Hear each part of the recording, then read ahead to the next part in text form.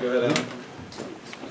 Hubert, the response to the second half, I think that you felt like that was more like it from your guys. Just what were your thoughts about the way you guys came out? I did like the response out of our guys in the second half. One of the things that we talked about a lot at halftime, I told them that there's nowhere to go.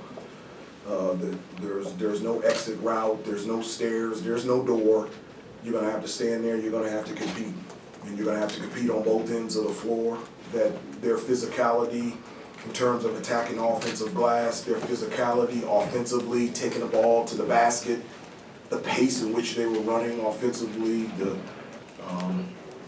energy, effort, and passion that College of Charleston brought to the table in the first half dominated us, and there was nowhere to go. And the only thing we needed to do was to respond. And I told them that if you would respond, things would change, and they would change quickly. And I thought our defense stepped up. We did a really good job of, one of the things that we talked about was from the three-point line, either take away the three or take away the rhythm three, and I think we only had 2 3-pointers in the second half.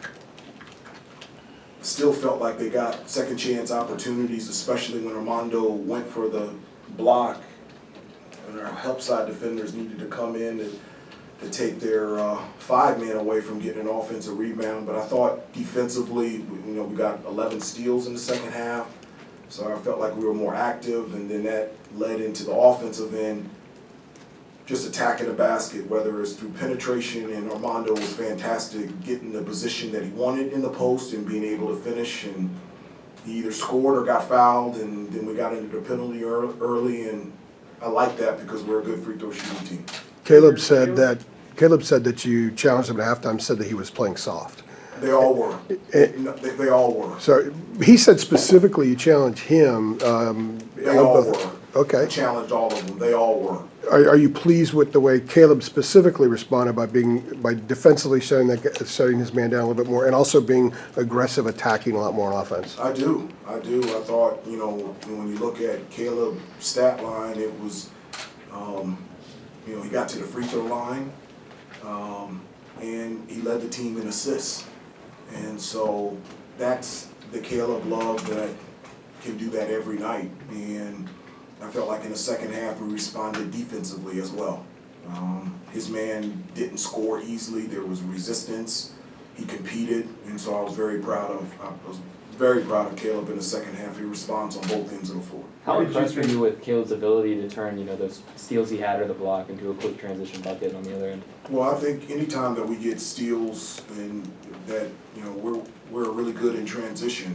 One of the things that we do is, when we get steals, we've got all 5 guys sprinting, and we've got great spacing and balance, and we've got guys that can shoot threes in transition but also attack the basket. So, when we're able to steal the ball and also rebound, that we feel like we're in a good position transition-wise from an offensive standpoint, getting the shot that we want. Did you have to tell the guys at halftime, especially Armando, get the ball to the big guy and be more aggressive, or was that something Armando did on his own, knowing that he had to be a little bit more? Well, I think it's 2 things. I challenged him. I think at halftime, I think he only had 1 shot. Mm-hmm.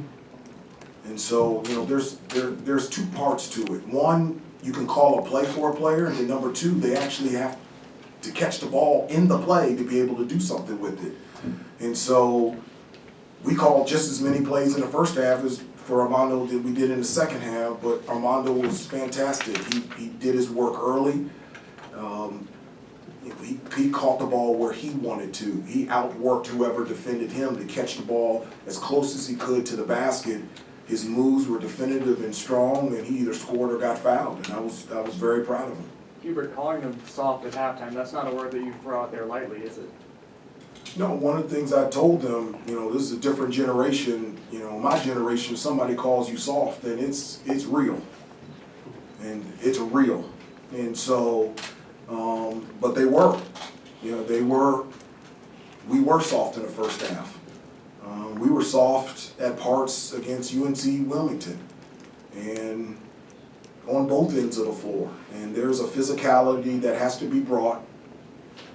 all the time, and I'm thankful for these games because College of Charleston is an unbelievable program, team, outstanding coach and coaching staff, and whether we're playing College of Charleston or whomever, the type of competitiveness that we brought in the second half is something that has to be brought all the time.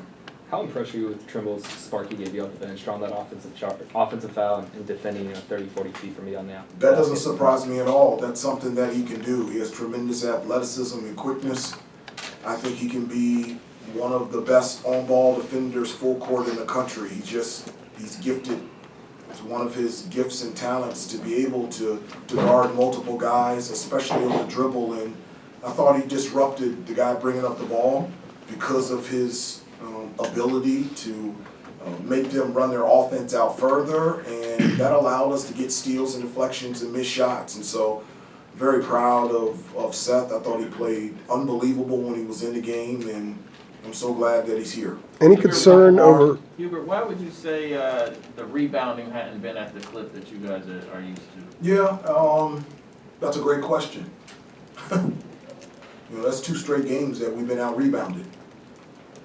I think last year, I know we were number 1 in the ACC in terms of defensive rebounding. I think we were number 2 or 3 nationally. So that's something that we pride ourselves on, is limiting opponents to 1 shot every possession. One of the things, I think I've said it to you and others, like every game we got to check 3 boxes. Number 1, we got to get after it defensively. We didn't do that in the first half. They shot over 50%. We did better in the second half. We got to check the box in terms of rebounding. We haven't done that the last 2 games, and that's going to get fixed. And then number 3 is got to take care of the basketball. And so,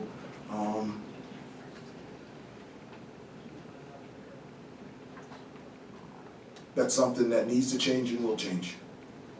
Hubert, you mentioned those 3 boxes, some of the softness against UNCW again in the first half tonight. Just sort of generally, how would you characterize where your team is in terms of where you need them to be at the end of the year, and also maybe where you thought they would be at this point? Well, it's November. Right.